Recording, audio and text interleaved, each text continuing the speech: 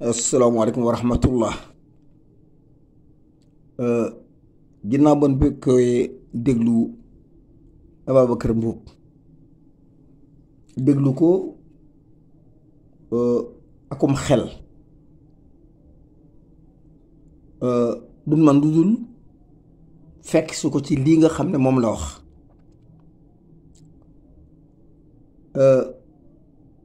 mbir buy door daanaka du niroog dara moo tax surtout ay xale yu bëgg a song alxuraan jële ci ay mbir liggéey ko delloo ko ci askan wi loolu yombut. Nul n'est parfait. Nul n'est parfait. Et voilà maintenant qu'ils ont repris le chemin. doo ànd ak nit rek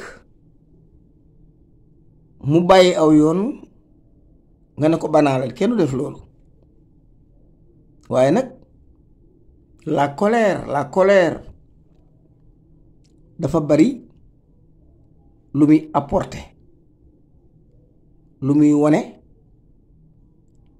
ak lu muy dëggal.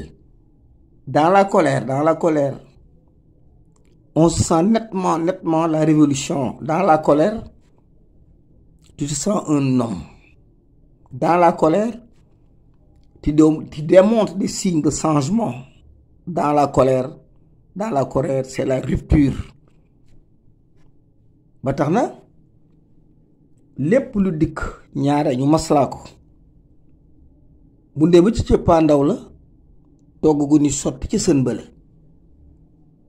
te loolu baaxul. réew mi coono bee yàgg.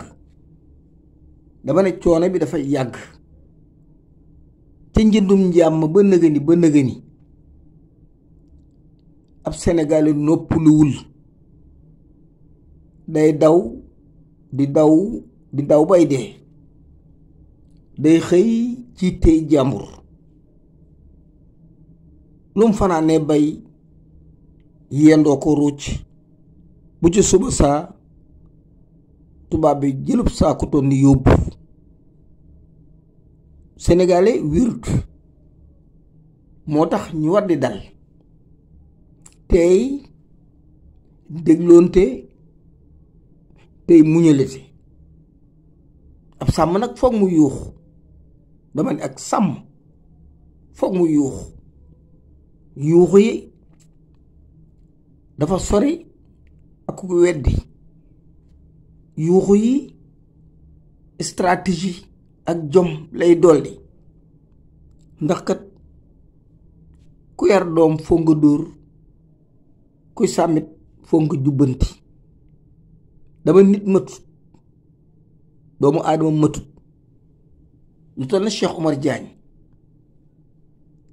li ko yëkkati woon lenn képp la li Alxuraan digle nga xam danga ko liggéey léegi yàgg na waaye ñi ngi door a am xel moo xam ne jële ko fi jot na. ngeen bokk jóg doon ay xale foog ngeen di amee arrière pensée. l'islami Sénégal da ci am lu ci sax ñu naan ko tarixa yooyu ak organisation boo mën a bokk lañuy wax danga ko déglu waaye la nga gëm ñaari nekkul foofa. la nga gëm ma nga ca tarixa yooyu nga topp ñu naan ko ay pas-pas.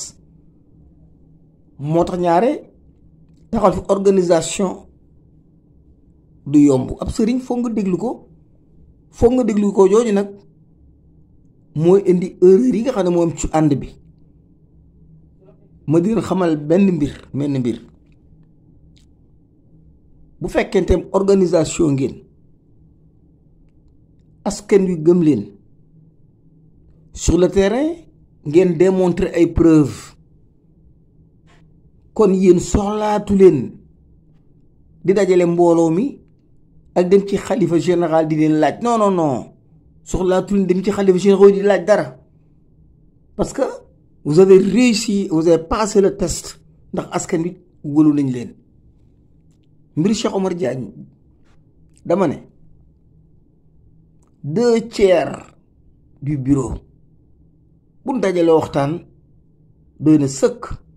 man nga di jël ay responsabilité ndax réew mi leen bëgg, réew mi leen doyloo, réew ngeen di yëkkati te lii ngeen def amul kenn ko koy nettali mu ci teg baat ndax waa bureau bi ko tànn 2/3 bureau bi ñëpp yemb waxtaane ko. amul leen soxla ci ab xalif généraux di laaj ak wër déedéet man ngeen di jóg réagir surtout muy réew mu mel réewum Sénégal ànd sàmm jikko yi ngeen war a jóg taxawu chrétien yi, taxawu jullit yi, taxawu ñi nga xam ne ñoo nekk ci bois du sacré ak ñi nga xam ne ci yeneen diine lañ bokk. kon bu ngeen bëggee wér tuuru bi da ngeen tardé. Cheikh Omar bëri yi ngeen ne jàpp nañ ko genn wàllu bureau bi képp bu dajaloo ngeen compter Cheikh Omar mel ni mi ngi ci seen biir kon heure bi fekkoon na place l'Obélisque fees del góorgóorlu leen. man ak yéen a ànd te ku mat gisuma ko te de ku jubbanti dóor mbaa nga yuux waaye man yéen laa àndal te bu fekkoon ne maa nga foofu Dakar nekkoon ak yéen danaa ne leen kii yoonu xalif généraux newu ci, yoonu porte parole newu ci, yéen waa bureau bi doy ngeen nu. bi genn waa léegi dajee ëpp tuuti booba mënoon ngeen a décider lu leen neex song benn télévision jël plateau yi wax dajale nit ñi. defu leen kenn dara ndax yàlla, dama defu leen kenn lenn te wala su nee na jéem tële gàcce newu ca. jéem ngeen, vous avez réussi, continuez leen, vous allez réussir. Un combat commun se fait ensemble. kon ku beddiku musiba am. ñëwaat leen ngeen toog continuer seenu liggéey askan wi jàppale leen. Imam Ndaw doon mag mu sell, mag mu rafet xam-xam, yéen ñi ñépp doon ay xale yoo xam ne kenn ku ne sa xel rafet la. dama ne askan wi doy na leen bàyyi leen tàggoo ak di laaj. prenez la responsabilité et l'engagement de relever les défis. noonu ak yéen a ànd. Cheikh Omar jotul la kenn dara. Cheikh dañ koo tooñ, yéen it dañ koo tooñ ndax Cheikh ab góor jigéen moo téléphoné ca rajo ba xawma télévision bi ne su jàppee Cheikh dana ko def ni may def jigéen. waaye kii ñaawu làmmiñ. su ko jàppee dana ko def comme na muy def jigéen. góor bu bëggee jàpp moroom góoram def ko na muy def jigéen kooko ab góor jigéen la. dama ne Jibril Wall moo woote xamal Sénégal gépp ni leen ab góor jigéen la. amoon naa ca lu may nattable waaye na ma ko gis woon Paris waxam ji duma bett. te Jibril Wall il a insulté tous les Sénégalais. Jibril Wall képp ku nekk ci ànd sàmm jikko yi Jibril Wall saaga na la ba tuuma yoo xam ne war nañ ko indi prouver ko ndax di gën a bon la def. ba ngay xale bu ndaw, xale adolescent, mu ne xale jàngal di leen bëre wala nga daan bëre wala ñu daan la bëre. xool leen ni kii ñaawu làmmiñ, away kee bon, away kii du nitu dara. yaa ñàkki teggin Jibril Wall waaye noonu xam nañ la de.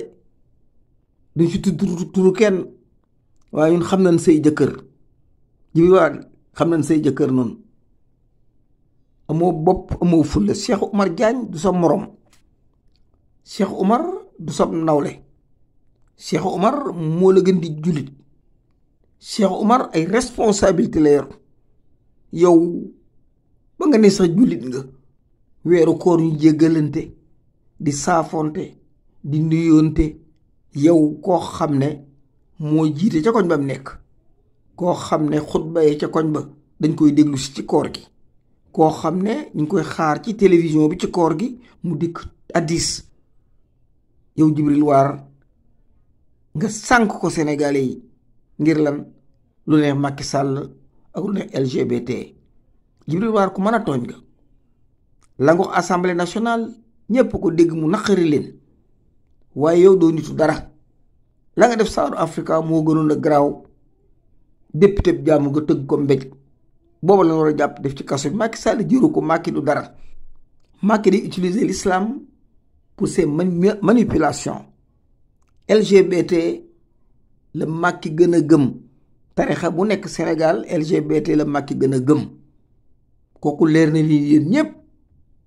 lii nag ni mu nu dale yàlla rek a xam, waaye suñ coobare ngi ci. ku mel ne Macky Sall, waxuma la présidence de la République, mais Macky nit koo xam ne sax mën naa yor ñaari soxna.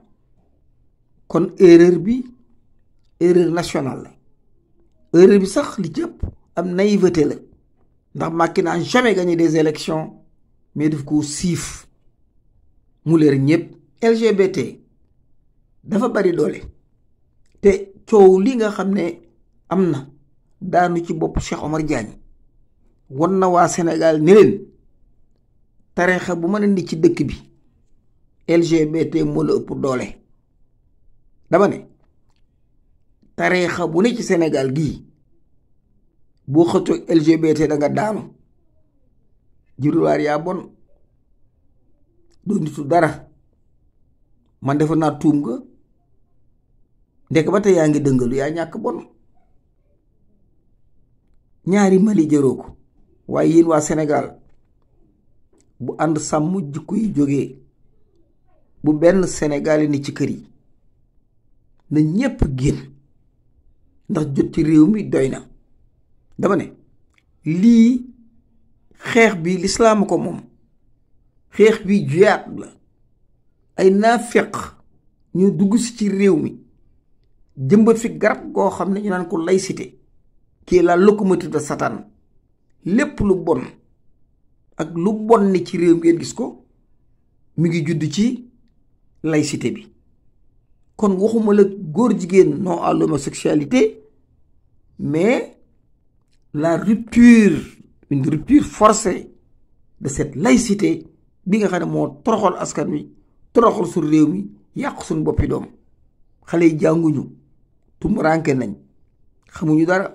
suñ làkk yi ñu yàlla indil nu war koo jàng ñu jële ko fi, wékk ñu ay saret ba tey suñ doom yi xàmmetuñ géej gi ak jéeri ji.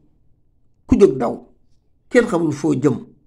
dama ne bu leen nangu góor jigéen yi di tëj kii nga xam ne imaam la, xarit la, wëlëre la, professeur la, Babacar Mboup. dama ne nii ngeen ko defee noonu ngeen ko war a defee, parce que ci leen yar. dama ne nii ngeen ko defee ni leen yare noonu ngeen ko defee.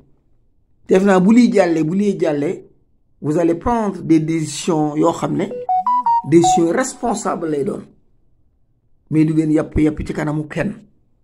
dama ne askan wi leen wóolu, askan wi leen doyloo, askan wi ba ngeen ànd liggéey. dama ne ñépp ñëw fekk ci ànd sàmm jikko yi, ñu seet yoon wuy jaar ba redresser le Sénégal. réew moom du mën a dem mukk ci nii, déedéet. dama du mën a dem mukk ci nii. benn nouvel ordre mondial bawuñu kàttan nga xam ne moom la dikkee. dama ne buñ jekkoo bi yoon mooy gën a bon slavery bi nga xam ne moo fi amoon. ba tax na mbir tuut na waaye rëy na. jàpp duñ jàpp Cheikh Omar buntu la boo xam ne Serigne Mboup Sénégalais yi mën nañ fee doxe libéré seen bopp. dama ne Sénégal mi fee doxe libéré seen bopp. ab góor jigéen bu sant waar dëkk fii fi Kajoor wala Bawol moo xam fu mu dëkk, kooku tey bu demee ba un professeur kuy jàngale alquran koo xam ne day gëstu nu société bi avancé, Cheikh Omar koo xam ci ay recherche nga ko xam ak xam-xam bu sell, franc-maçon yi taxaw ñu daañu ko fi jëlee parce que mooy waxi góor jigéen. dama ne bu ñu ko nangu, bu ko kenn nangu. il est l'heure maintenant, dafa jot ñun jullit yi ak suñ bokki chrétiens yi ñu joxante loxo diggante alxuraan ak bible bi man cee not ci constitution boo xam ne dana dëppook suñ modèle de vie. waaye mbir mii dama ci la ànd sàmm jukko yi war a mën a taxawee songoo xeex dóorantey kurpeñ. te assemblée nationale bii ñëw da ngeen fexe ba ànd sàmm jikko yi donte juróomi député la ñu am ko ca. dama ne juróomi député ñu am ko ca. imaam yi nga xam ne dañoo sincère dooni imaam nan xataraayu bu fukki imaam lu mu gàtt dem ci. dama ne tarixa yi nan ko jël teg na li te ànd jaamu yàlla. tarixa yi kan ko jël maanaam comme ay dictée préparé, maanaam bu nga ko diisal déedéet.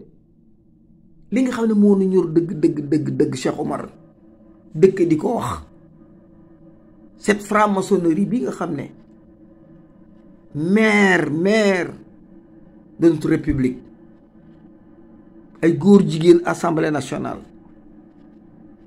ay faux billets assemblée nationale, drogue bi assemblée nationale, ay góor di takkante assemblée nationale. te lépp loo xam ne dikk na ngeen séddoo ko ci seen biir. une assemblée nationale qui n'a jamais servi son peuple. dama dafa jot askan wi jóg, dafa jot ñun ñëpp ñu bokk jóg taxaw am fulla am fayda te xam ne du Sëriñ Tuubaa mooy ñëw fii wutu yat di ndàqal tubaab bi, du Alaaji Maalik ko koy def, du Ceerno Alassane Ba la koy def, te Mohamed Lamine Dramé dootu fi jaar. kon la responsabilité revient, c'est à nous de relever le défi. C'est à nous de relever le défi. am Mauritanien du fi ñëw, Malien du fi ñëw, Rwandais du fi dikk, ab tubaab du. C'est à nous en tant que des Sénégalais cette responsabilité de relever le défi. Revenons avec des discours révolutionnaires. Revenons avec des discours de rupture. Revenons avec des discours de changement. Sénégal dana soppiku par A ou B. li ñu bokk gëm nag muy l'islam, li ñu bokk gëm muy le christianisme. yàlla dogal ñuy benn famille te du yàgg mukk ci àdduna ba ab chrétien songo akub jullit ci réew ma. kon dafa jot nu bokk dalal suñ xel, waxtaan ak xale yi, ubbi seen bopp, wax leen ni mu demee ba genn ci xale bu ne bu jógee taxaw demee la ab ëkk. xale yi foog ñu defar leen, foog ñu dolli leen xel. dama ne bu ngeen tëjoo ngeen ànd sàmm jikko yi, lu ngeen wax rek ñun ànd nañ ci. ñoo leen doyloo tànn leen, tànn ñu xalifa yi tànn ñu leen, yéen lañ tànn ngeen di bureau bi. jërut dem Tivaouane, jërut dem Kees, jërut dem Touba. bu ngeen xoolee xam ne jaadu na, génne leen askan wi ci bitti ñu riposter, taxawal seen kàttan, def li nga xam ne war nañ koo def.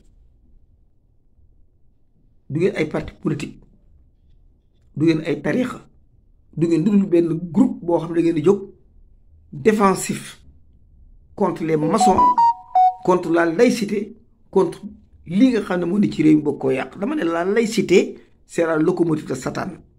foo bëgg a àgg rek ci une société jëlal locomotive bi waral ci laïcité loo bëgg rek ci lu ñaaw rek wéeru ci laïcité lañ ko def.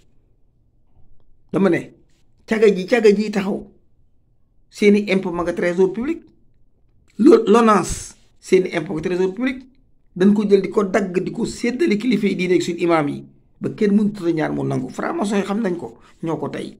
Ils sont excellents en théologie.